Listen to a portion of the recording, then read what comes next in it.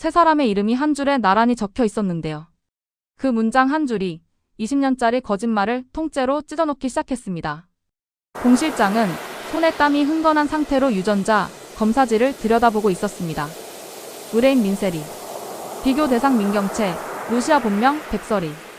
결과 옆에는 숫자 대신 짧은 문장이 찍혀 있었죠. 민세리는 출생 당시 등록과 다른 혈연 관계로 추정됨. 딱 그 한 줄이었습니다. 그런데 공 실장은 그 문장을 읽는 순간 머리가 하얘졌습니다. 아, 이게 드디어 튀어나오는구나. 20해 전, 비오는 밤, 구급차 안, 울음소리 섞인 욕설과 지시, 그리고 피비린내.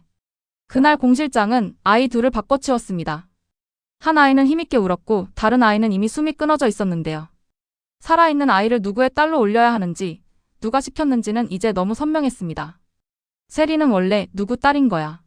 검사지에는 확정 문장은 없었지만 공 실장은 알았습니다. 이 문장이 세상에 나가면 제일 먼저 무너질 사람은 민경채고 그 다음은 자기 자신이라는 걸요. 이건 아무도 보면 안 돼요. 공 실장은 검사지를 접어 가슴 깊숙이 숨기고 주위를 두리번거렸습니다. 손이 덜덜 떨려서 봉투를 제대로 닫지도 못한 채 병원을 빠져나왔습니다. 그 시각 민수정은 집에서 택배 알림 문자를 확인하고 있었습니다. 세리와 민경채의 모녀 관계를 다시 확인해 달라며 자신이 직접 의뢰한 검사였는데요. 이상하게도 택배 조회 배송 완료 기록이 뜨지 않았습니다. 접수는 됐는데 수령자가 없다고? 민수정은 눈살을 찌푸리고 병원 쪽 CCTV를 요청했습니다. 영상 속에서 흰 코트를 걸친 중년 여자가 허겁지겁 봉투를 끌어안고 나가는 장면이 포착됐습니다. 공 실장. 민수정의 눈빛이 싸늘하게 가라앉았습니다. 역시 숨기고 있었네.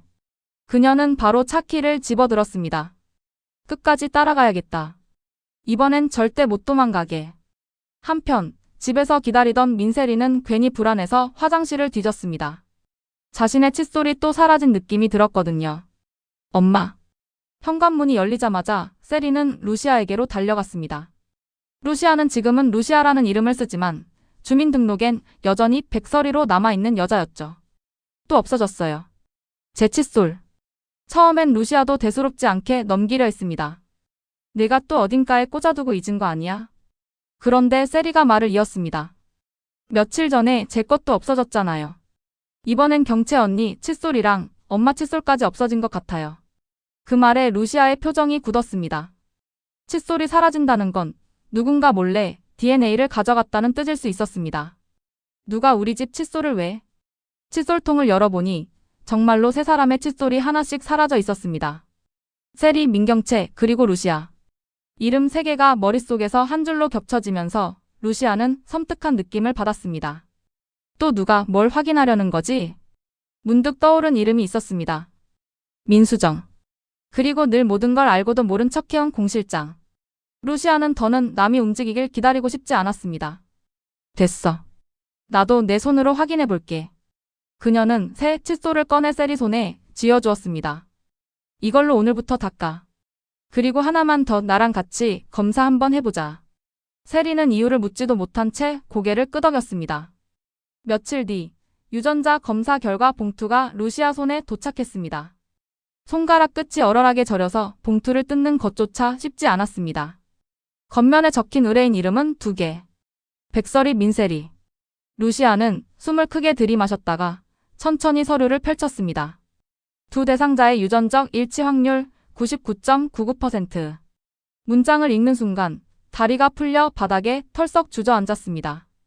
세리, 내가 내 딸이었구나. 입에서 새어나온 말은 기쁨이었는데 눈에서는 통곡이 터져나왔습니다. 기뻐해야 할 사실이 너무 늦게 찾아온 탓이었죠. 이름 하나가 머리를 스쳐 지나갔습니다. 미소. 미소가 웃으면서 앉았던 소파 끝. 미소가 마지막으로 남겼던 괜찮아요라는 말투. 그리고 루시아가 그 아이를 향해 날렸던 칼 같은 말들. 루시아는 스스로 깨달았습니다.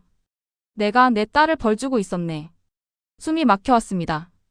분노가 언제나 밖을 향한다고 믿었는데 사실 그 칼끝이 한참 동안 잘못된 사람을 향해 있었던 거죠. 잘못한 건 어른들이었는데. 루시아는 한참을 울다가 천천히 눈물을 걷어냈습니다. 그녀의 눈빛이 바뀌었습니다. 그래. 그럼 벌의 방향부터 바꿔야지. 첫 번째로 찾아간 사람은 장 여사, 지금은 스스로를 브랜드처럼 부르는 스텔라 장 회장이었습니다. 그 얼굴은 또 뭐야, 루시아? 장 여사가 문을 열자마자 물었는데요. 루시아는 대답 대신 봉투를 내밀었습니다. 이거 같이 보셔야 할 것 같아요. 검사지를 펼치자 장 여사의 손이 멈췄습니다. 백설이와 민세리 유전적 일치 확률 99.99%. 장 여사의 입술이 굳었습니다. 잠깐만. 그러면 그동안 민경채가 자기 딸이라고 키운 애가. 루시아는 떨리는 목소리로 말을 이었습니다. 원래 제 딸이었어요. 선생님이 구급차에서 데려오게 했던 그날 살아남은 아이가 셀이었어요. 장 여사는 손에 들고 있던 찻잔을 떨어뜨릴 뻔했습니다. 그 얘기 지금까지도 나한테 한 번도 안 했구나. 그 인간이. 그녀가 말하는 그 인간은 민경채였습니다. 장 여사가 피부치처럼 여기고 지분까지 물려줄 준비를 했던 사람. 내 신뢰를 훔치더니 내 피까지 훔친 거네. 장 여사는 이를 악물었습니다. 민경채, 2번이나 날 배신했구나. 이제 3번째는 내가 선택할 차례네. 그녀는 천천히 고개를 들었습니다. 루시아, 내 딸 되찾고 싶지? 당연하죠. 그럼 좋아. 내 지분 모두 내 이름으로 올릴 준비하자. 민강유통 후계자는 이제부터 민경채가 아니라 너야. 그 말에 루시아는 잠시 눈을 감았다 떴습니다. 고맙다는 말은 나중에 할게요. 지금은 돌릴 수 있는 것부터 돌려놓고 싶어요. 둘 사이에 오래 얼어붙어 있던 공기가 조금 녹았습니다. 배신과 상처를 공유한 사람들 사이에서는 진실 하나가 새로운 끈이 되기도 하니까요. 그 시간 공 실장은 도시 외곽 좁은 골목을 헐레벌떡 뛰고 있었습니다. 가슴에는 아직도 검사지가 구겨진 채 끼워져 있었죠. 뒤에서 경적 소리가 크게 울렸습니다. 공 실장. 차 창문이 열리고 민수정의 목소리가 쏟아졌습니다. 그 서류 내 거예요. 돌려주세요. 공 실장은 고개를 저었습니다. 지금은 아무한테도 못 줘요. 이건 누가 가져가도 다쳐요. 민수정은 차에서 내려 공 실장을 막아섰습니다. 누구를 위해 숨기는 건데요? 민경채요? 셀이요? 아니면 당신 자신? 공 실장은 대답 대신 고개를 숙였습니다. 도망치는 뒷모습이었지만 자세히 보면 오히려 심판을 미루고 싶은 사람처럼 보였습니다. 민수정은 한 걸음 더 다가갔습니다. 공 실장님, 이미 진실은 움직이기 시작했어요. 당신이 서류를 품고 있다고 멈출 수 있는 단계는 지났어요. 공 실장은 그 말에 끝내 울음을 삼켰습니다. 그래도 내가 마지막으로 할 수 있는 일은 내가 욕먹는 거였으면 좋겠어서요. 그 말이 무슨 뜻인지는 그때 민수정도 다 이해하지 못했습니다. 하지만 분명한 건 하나였죠. 증거는 사람보다 오래 살아남아요. 공 실장님이 없어도 이종희는 남아요. 결국 진실은 다른 경로로도 흘러가고 있었습니다. 루시아와 민수정은 그날 밤 같은 서류를 각자의 손으로 받아들었습니다. 공 실장이 숨기려 했던 검사지는 복사본이 남아 있었고 민수정이 의뢰한 기록과 병원 내부 고발자의 증언이 합쳐졌습니다. 그렇게 빈칸이 하나씩 채워졌습니다. 누가 칫솔을 가져갔는지, 누가 검사 결과를 빼돌렸는지, 누가 구급차 안에서 어떤 지시를 내렸는지, 그 모든 화살표 끝에는 늘 민경채라는 이름이 서 있었습니다. 루시아는 서류들을 정리하며 중얼거렸습니다. 이제 제목도 정해졌네요. 민수정이 물었습니다. 뭐요? 응징. 다음날 아침, 민강유통 경영진 메일함에는 동시에 한 통의 팩스가 도착했습니다. 민강유통 이사회 긴급 소집 공문. 발신인 장 여사, 스텔라 장 회장. 민경채는 그 팩스를 보자마자 전화를 걸었습니다. 이게 무슨 짓이에요, 어머니? 전화기 너머로 들려온 장 여사의 목소리는 차갑게 가라앉아 있었습니다. 이제부터는 내가 널 가르칠 차례야. 날 속인 대가는 싸지 않다는 걸 알려줘야지. 전화는 거기서 일방적으로 끊겼습니다. 민경채는 손에서 서류를 떨어뜨렸습니다. 공 실장이 왜 도망치듯 서류를 숨겼는지, 민수정이 왜 집요하게 칫솔을 찾았는지 그제야 전부 한 줄로 이어지기 시작했죠. 가슴속에서 단어 하나가 튀어나왔습니다. 설마 셀이. 이사회 날 회의실 바깥 복도에는 또 다른 공문이 조용히 돌아다니고 있었습니다. 민강유통 대표이사 직무 정지 및 지위 재검토 안건. 참석자들 사이에 낮은 웅성거림이 흘렀습니다. 이젠 진짜 뒤집어지겠구만. 회의실 문턱에서 멈춰 서 있던 민경채의 휴대폰이 연달아 울렸습니다. 핵심 거래처 계약 해지 통보. 대출 회수 요청. 자녀 한도 카드 이용 정지. 문자들이 폭포처럼 쏟아져 내렸습니다. 휴대폰을 쥔 손이 미세하게 떨렸지만 민경채는 애써 표정을 굳혔습니다. 무너지지 않는다. 나는 절대. 그 순간 복도 끝에서 김선재가 다가왔습니다. 한 장짜리 문건을 든 채였습니다. 이건 제 몫입니다. 그가 내민 건 내부 공여 정황, 뒷거래 로그, 편파 발주 타임라인이 정리된 문서였죠. 한마디로 민경채가 해온 불법과 편법의 연대기였습니다. 당신이 저한테 했던 방식 그대로 기록으로 갚는 겁니다. 민경채는 비웃듯 웃었습니다. 비겁하네. 그렇죠. 당신이 저한테 쓰게 만든 방식이니까요. 김선재는 짧게 대답하고 뒤로 물러났습니다. 이제 남은 건 법과 회의실 표결뿐이었죠. 이사회 안쪽에서는 문태경이 차분하게 자료를 정리하고 있었습니다. 재무 구조와 지분 변동표, 그리고 장 여사의 결의문까지. 회의가 시작되자 먼저 장 여사가 입을 열었습니다. 민강유통의 향후 후계자에 대해 얘기해야겠네. 난 내 지분 전부를 루시아에게 일임할 생각이야. 회의실 공기가 순간 얼어붙었습니다. 그럼 대표이사는? 문태경이 이어받아 설명했습니다. 현 대표이사 민경채의 직무는 잠정 정지 안건으로 상정합니다. 유전자 검사 조작 및 배임 혐의와 관련해 감사를 통한 조사 후 해임 여부를 결정하는 것으로요. 누군가 조심스럽게 물었습니다. 그럼 세리는 어떻게 합니까? 짧은 침묵 뒤에 루시아가 또렷하게 대답했습니다. 세리는 회사와 아무 상관없습니다. 어른들이 만든 판에서 이용당했을 뿐이에요. 성인이 된 뒤 스스로 선택한 일에 대해서만 평가해 주세요.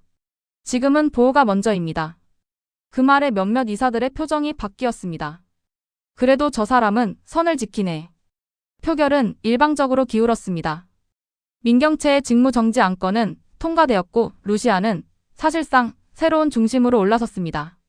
하지만 회의가 끝났다고 감정까지 정리되는 건 아니었습니다. 그날 밤 루시아는 세리를 불러 앉혔습니다. 우리 미소 얘기를 해야 될 것 같아. 세리는 그 이름을 듣자마자 얼굴이 하얗게 질렸습니다. 저 그때 제가 했던 말들, 행동들 엄마가 다 아셨죠?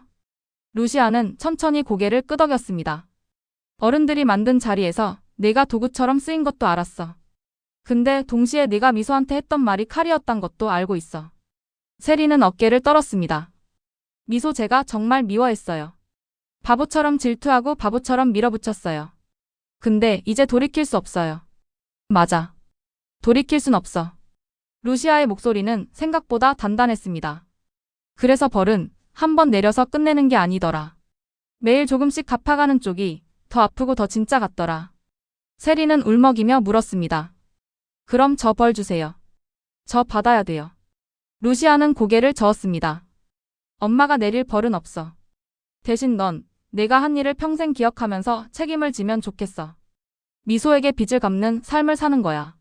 내가 옆에서 지켜보면서. 세리는 눈물을 쏟으며 고개를 끄덕였습니다. 네 엄마. 그제서야 루시아는 아주 조금 미소를 지었습니다. 복수극 한복판에서도 사람 하나는 살려야 한다고 믿는 얼굴이었죠. 그리고 마지막으로 남은 사람 하나. 민경채. 직무정지 공문이 붙은 그날 회사 복도는 이상할 만큼 조용했습니다. 손을 놓는 직원들, 인사를 피하는 간부들, 전화를 끊는 거래처들. 민경채는 그런 공기를 다 느끼면서도 애써 허리를 꼿꼿이 세웠습니다. 다들 내가 다시 일어날 거라고 생각하게 만들어야 해. 그러나 마음 한구석에서는 다른 문장이 반복되고 있었습니다. 다 나 때문이구나. 그 문장은 뒤늦은 사과처럼 허공에 흩어졌습니다. 피가 다시 섞이진 않았고 죽은 사람은 돌아오지 않았습니다.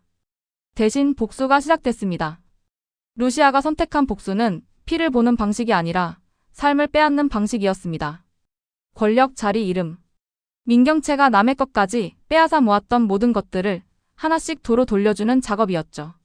루시아는 그날 밤 혼자 창가에 서서 속으로 짧은 편지를 썼습니다. 미소야. 나는 내가 없는 자리에서 분노로만 버텼는데 이제부터는 내 이름으로 사람을 살려보려고 해. 세리는 벌 대신 책임을 배워가게 할 거고 어른들의 죄는 끝까지 쫓아갈 거야. 편지는 종이에 적히지 않았지만 마음에 깊게 새겨졌습니다. 복수는 목적이 아니라 도구 상자 안에 들어있는 망치 같은 거였습니다. 쓸 만큼 쓰고 나면 내려놓아야 하는 물건. 이제 루시아는 망치를 진 손으로 밥을 짓고 딸의 손을 잡고 회사 도장을 찍을 준비를 하고 있었습니다. 더 이상 희생자로만 남지 않는 여자. 자신의 상처를 태양처럼 삼켜버리고 그 열로 세상을 다시 굽히려는 여자. 태양을 삼킨 여자의 반격은 이제 막 진짜 시작점에 서 있었습니다. 그리고 그 다음 장에는 아직 열지 않은 비밀 한 줄이 더 남아 있었습니다. 누가 첫 번째 구급차를 부르라고 지시했는지. 그 이름이 밝혀지는 순간 이 복수극은 마지막 불꽃을 터뜨리게 될 테니까요.